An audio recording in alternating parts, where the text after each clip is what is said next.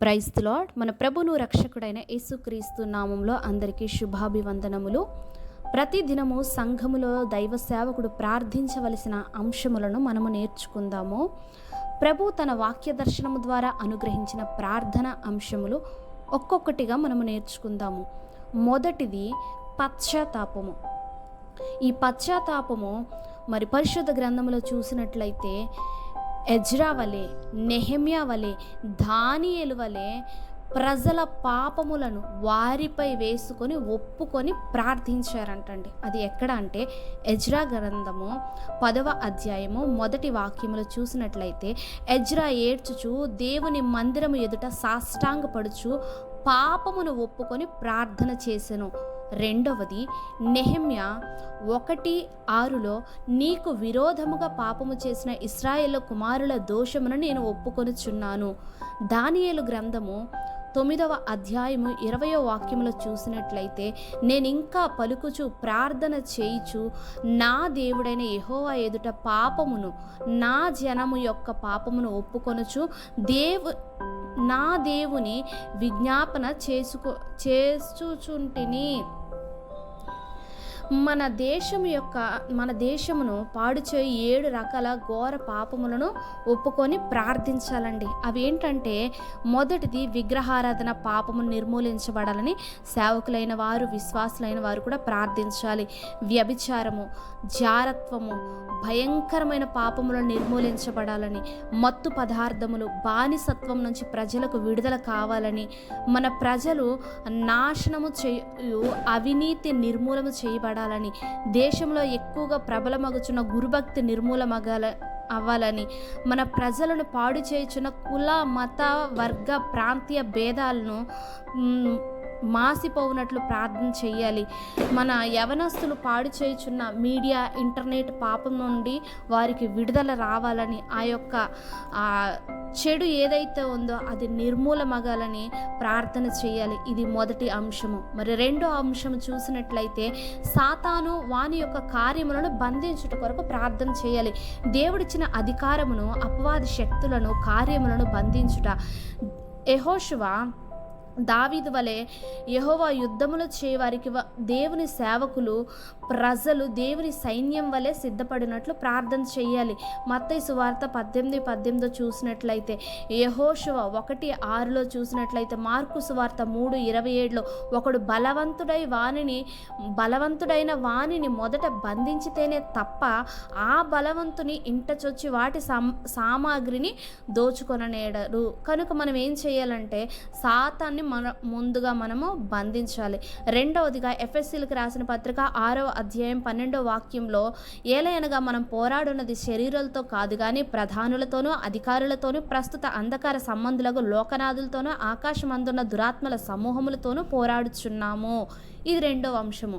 మరి మూడవ అంశం చూసినట్లయితే ఏకత్వము కొరకు ప్రార్థించాలి.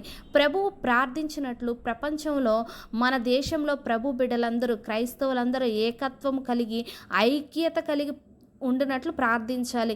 యోహాను సువార్త 17వ అధ్యాయం 20వ వాక్యము 21 చూసినట్లయితే, నీవు నన్ను పంపించితివి, లోకమును నమ్మునట్లు తండ్రి, నాయందు నీవును నీయందు నేనును ఉన్నలాగున వారును మన యందు ఏకమై ఉండవలనని ప్రార్థించుచున్నాను అనే వాక్యం ద్వారా మనము ఏకత్వం కొరకు ప్రార్థించాలి, ఐక్యత కొరకు ప్రార్థించాలి. మరి 4వ అంశము రూపాంతరము కొరకు ప్రార్థించాలి. మరి అపోస్తులుడైన పౌలు గారి యొక్క రోమపత్రిక ద్వారా 12వ అధ్యాయము 1-2 చెప్పిన ప్రకారము దేవుని ప్రజలు నామకార్థ క్రైస్తవ విశ్వాసమును, జీవితమును విడిచి రూపాంతరము చెందినట్లు వారి కొరకు ప్రార్థించాలి. ఎఫెసీ రాసిన పత్రిక 4వ అధ్యాయం 13వ వాక్యంలో, పరిశుద్ధులు సంపూర్ణులగునట్లు క్రీస్తు శరీరము క్షేమాభివృద్ధి చెందుటకు, పరిచర్య ధర్మము జరిగించుటకును రూపాంతరం కొరకు ప్రార్థించాలి.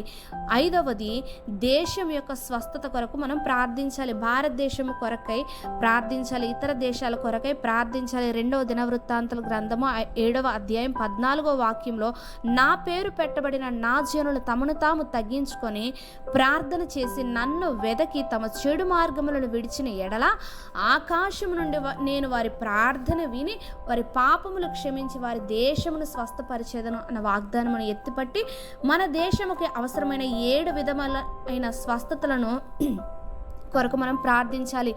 బౌద్ధికమైన స్వస్థత, మానసికమైన స్వస్థత, భావోద్రేకమైన స్వస్థత, ఆత్మీయ స్వస్థత, సంబంధ బాంధవ్యముల స్వస్థత, సామాజిక స్వస్థత, దేశముల కొరకు స్వస్థత, ఇవన్నిటి స్వస్థత కొరకు మనము ప్రార్థించాలి. 6వదిగా దేవుని కరుణకై మొరపెట్టాలి. ఎలా మొరపెట్టాలంటే యెషయా గ్రంథము 62:6-7లో, ఎహెజ్కేలు 33:7లో మనం చూసినట్లయితే బండ సందులలో నిలువబడి దేవుని ఉగ్రత ఆపబడినట్లు మరియు దేవుని ఉగ్రత నుండి దేశ ప్రజలు రక్షణ పొందుట కొరకు కన్నీటితో ప్రార్థించాలి. ఎహెజ్కేలు 22:30-31లో నేను దేశమును పాడు చేయకుండానట్లు ప్రాకారము దిట్టపరచుటకును బ్రద్దలైన సందులలో నిలుచుటకును తగిన వాడెవరని నేనెంత విచారించినను అని ప్రభు మాట్లాడుచున్నారు. కనుక మనం ఏం చేయాలంటే దేశములో కరుణ కొరకు, దేవుని కరుణ కొరకు, ఆయన మన దేశాన్ని క్షేమంగా చూసినలాగున మన అందరి కొరకు మనం ప్రార్థించే వారమై ఉండాలి. సంఖ్యాకాండం 16:48లో చూసినట్లయితే అతడు చచ్చిన వారికి బ్రతికి ఉన్న వారికి మధ్య నిలువబడగా ఆ తెగులు ఆగిన. చూస్తే లోకంలో పరిస్థితులు అస్సలు బాలేవండి. చాలామంది అనేక రకాలైన యాక్సిడెంట్ల ద్వారా ఇదైపోతున్నారు. చాలా రకాలైన అకాల మరణాలు వస్తున్నాయి. కనుక మనం ఏం చేయాలంటే వారి పక్షముగా, బ్రతికున్న వారి పక్షముగా, మరణించే వారి పక్షంగా మధ్యలో నిలబడి ప్రభు వారిని మనం కోరుకోవాలి. చివరిగా 7వది కడువరి వర్షము, ఉజ్జీవం కొరకు ప్రభువుని వేడుకోవాలి. దేవుడు వాగ్దానము చేసిన కడువరి కాల వర్షము కొరకు, ఉజ్జీవం కొరకు భారముతో ప్రార్థించుట. జకర్యా గ్రంథము 10:1 కడువరి వానాకాలమున వర్షమును దయచేయమని యెహోవాని వేడుకోవాలి. యావేలు గ్రంథం 2:28 తరువాత నేను సర్వజనుల మీద నా ఆత్మను కుమ్మరిందునని ప్రభువారు మాట్లాడుచున్నారు. కాబట్టి దేవుని ఆత్మ కొరకు, ఉజ్జీవము కొరకు మనం ప్రార్థించే వారమై ఉండాలి.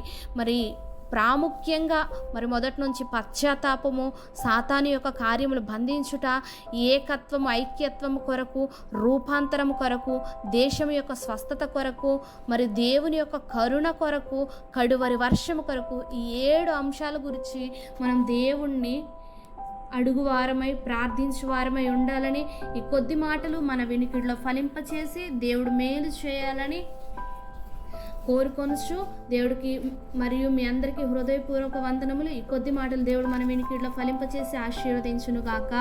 ఆమేన్. ప్రైజ్ ది లార్డ్ అందరికీ.